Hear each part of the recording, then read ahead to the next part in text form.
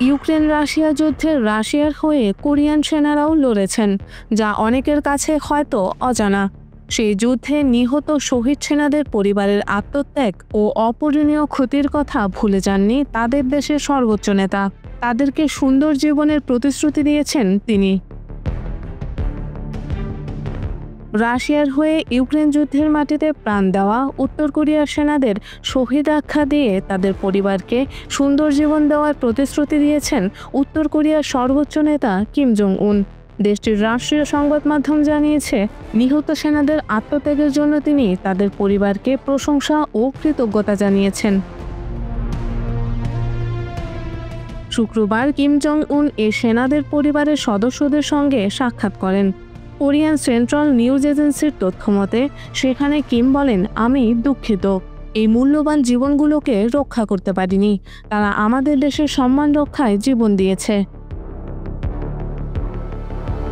Kim আরও বলেন, এইসব সাহসী সেনা ও কর্মকর্তাদের বীরত্বের পেছনে রয়েছে তাদের পরিবারের অনুপ্রেরণা। তোমরা বিশ্বের শ্রেষ্ঠ দেশপ্রেমিক, সংগ্রামী ও ন্যায়পরায়ণ মানুষ। পরিবারগুলোর প্রতি কৃতজ্ঞতা জানিয়ে তিনি বলেন, তারা কখনো আমার কাছে চিঠি লেখেননি, কিন্তু আমি বিশ্বাস করি তারা তাদের প্রিয় সন্তান ও পরিবারকে আমার উপর ভরসা করেই রেখে গেছে। কিম জানান, এই শহীদদের আত্মত্যাগের বিনিময়ে যে দেশ রক্ষা পেয়েছে সেই দেশে তাদের পরিবারকে সুন্দর জীবন দেওয়া হবে। রাষ্ট্রীয় টেলিভিশনে সম্প্রচারিত একটি অনুষ্ঠানে দেখা যায়, নিহত সেনাদের পরিবারের সামনে গভীরভাবে নত হয়ে শ্রদ্ধা জানাচ্ছেন কিম। এ সময় অনেকেই আবেগে ভেঙে পড়েন।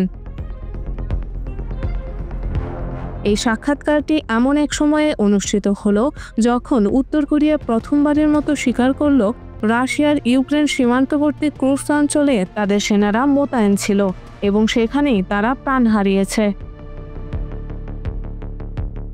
এপ্রিল মাসে কিম ও রাশিয়ার প্রেসিডেন্ট ভ্লাদিমির পুতিন যৌথভাবে এই সেনা মোতায়েনের বিষয়টি প্রকাশ করেন। শনিবার উত্তর কোরিয়ার টেলিভিশনে 25 মিনিটের একটি তথ্যচিত্র প্রচারিত হয়, যেখানে অপারেশন ক্রুক্স লিবারেশন নামের অভিযানে অংশ নেওয়া সেনাদের ভিডিও দেখানো হয়। ভিডিওতে দাবি করা হয়, এই অভিযানে তারা রুশ সীমান্ত থেকে ইউক্রেনীয় বাহিনীকে মোকাবিলা করে তাদের হটিয়েছে। তবে রয়টার্স ভিডিওর সত্যতা যাচাই করতে পারেনি। তথ্যচিত্রে বলা হয়, গত বছরের আগস্টে কিম রাশিয়া সেনা পাঠানোর সিদ্ধান্ত নেন। কিম ও পুতিন একটি পারস্পরিক প্রতিরক্ষা চুক্তি স্বাক্ষর করার 2 মাস পর এই সিদ্ধান্ত আসে। এই চুক্তিতে যে কোনো শত্রুর আক্রমণের বিরুদ্ধে একে অপরকে সহায়তার প্রতিশ্রুতি দেওয়া হয়েছিল। আগামী সপ্তাহে চীনের দ্বিতীয় বিশ্বযুদ্ধে জাপানের আত্মসমর্পণের বার্ষিকী উপলক্ষে আয়োজিত এক সামরিক কুচকাওয়াজে কিম ও পুতিন আবারও দেখা করবেন। এটি হবে 2 বছরে তাদের তৃতীয় বৈঠক। ইতোমধ্যে হয়ে যাওয়া বৈঠকগুলো দুই দেশের সামরিক জোটকে নতুন উচ্চতায় নিয়ে গেছে। উত্তর কোরিয়া ও রাশিয়া এখনও প্রকাশ্যে সেনা মোতায়েনের সংখ্যা বা নিহতদের সঠিক হিসাব জানায়নি। তবে দক্ষিণ কোরিয়ার গোয়েন্দা সংস্থার দাবি, রাশিয়ার মোতায়েনকৃত 15,000 উত্তর কোরিয়ান সেনার মধ্যে অন্তত 600 জন নিহত হয়েছে।